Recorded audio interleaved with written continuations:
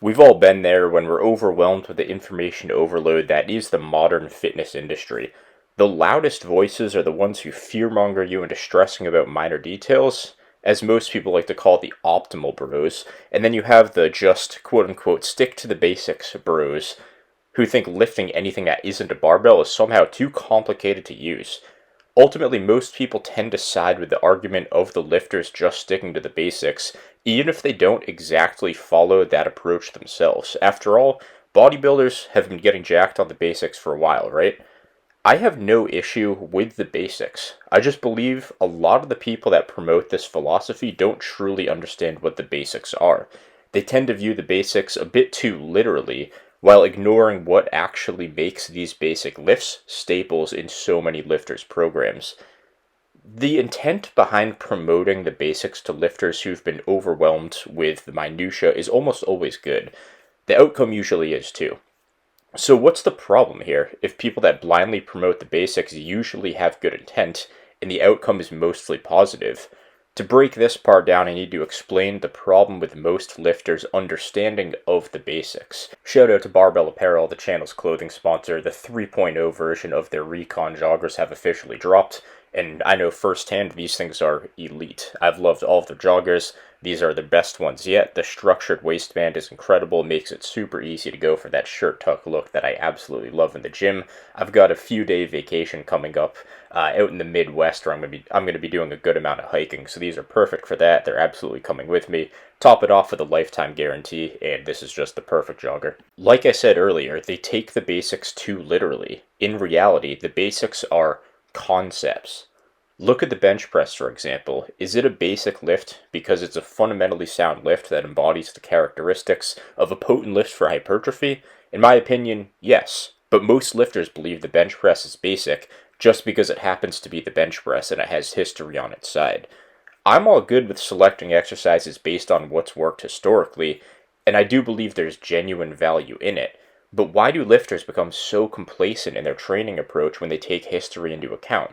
Why do they reject anything that was invented after the Silver Era? That's my issue with this approach. The approach of relying on the old school basics is solid, but if we want to continue to improve our knowledge, which determines how far we can go as lifters, why stop at what we know works and not try to understand and improve on what we have? Why are we settling so quickly? So if we use the bench press as an example, it's a basic lift because, yes, it has history on its side, and it was one of the first lifts for the chest that was invented, but it became a basic lift because it's stable, has an opposing force, it's length and biased, and it has a descending resistance profile, making tracking and just overall getting a gauge of your progression and how to count your reps very easily. This is what actually makes the bench press a good lift, and this is what makes it a basic lift. It's really not that complex, and it's actually quite simple to apply those concepts and improve on these basic lifts to create better variations, and just new and improved variations. The problem is people have this unshakable bias towards the bench press because of history, and they don't understand the concept of the basics. They only understand the lift and the history behind it. This is what holds these people back. These are the people that do a good job of calling out gimmicky new exercises, but simultaneously trash new and improved exercises just because they're new or less popular. How many times have you heard someone say you can't start a workout with a machine, or your main lift for chest has to be the bench press? These people don't understand anything about lift mechanics. They just reject anything new or different regardless of whether it's better or worse. So when fake natties try to promote something like the pinch plate press or whatever you call it, people will call it out immediately for good reason.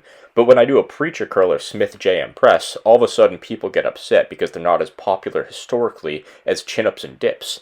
When biomechanics gurus promote some gimmicky unstable lift, people call it out, which I respect as well. But when the same biomechanics guy promotes a cuffed cable lateral raise, people mock that too for reasons that don't even make sense. They'll say things like, you can't train as hard on cables, or why can't you just use a dumbbell? And these responses clearly indicate they have no understanding of lift mechanics. These lifts, as I've mentioned, the preacher curl, the JM press, the cable lateral raise, they all take the concepts of the basics that have been around forever and they improve them. This is the problem with resorting to the basics without actually understanding what makes these lifts technically sound. When you understand what makes a lift basic, you can then instantly know what other lifts are comparable, better, or worse. You don't have to rely on history or other people to tell you what works and what doesn't.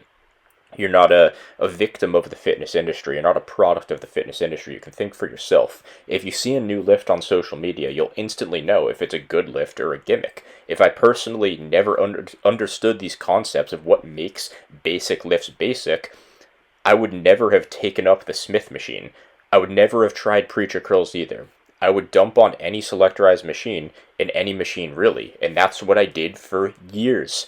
I'd be grinding it out to probably an 800-pound deadlift at this point and probably with 16-inch arms.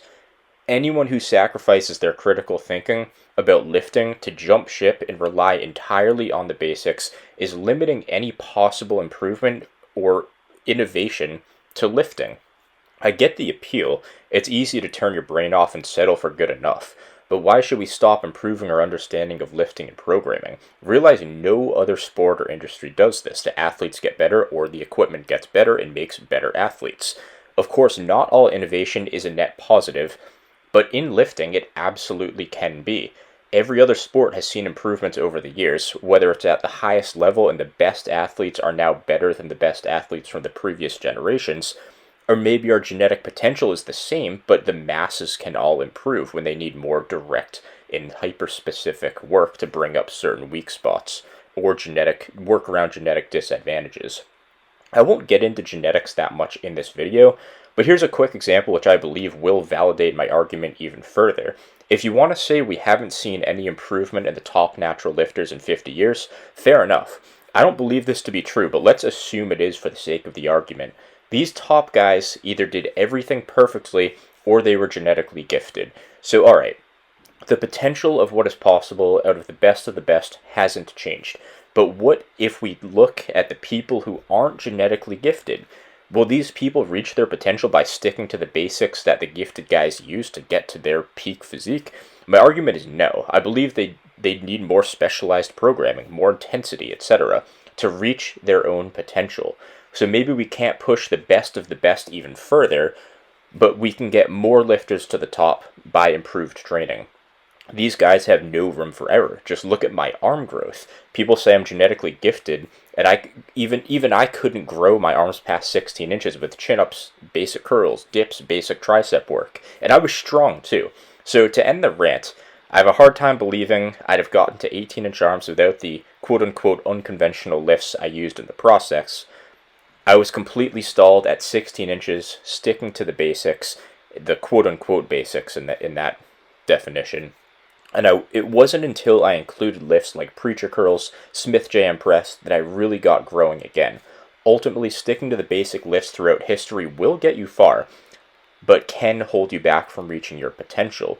You need to have more critical thinking, open your mind a little bit more, instead of relying on the comfort of knowing what's worked for other people.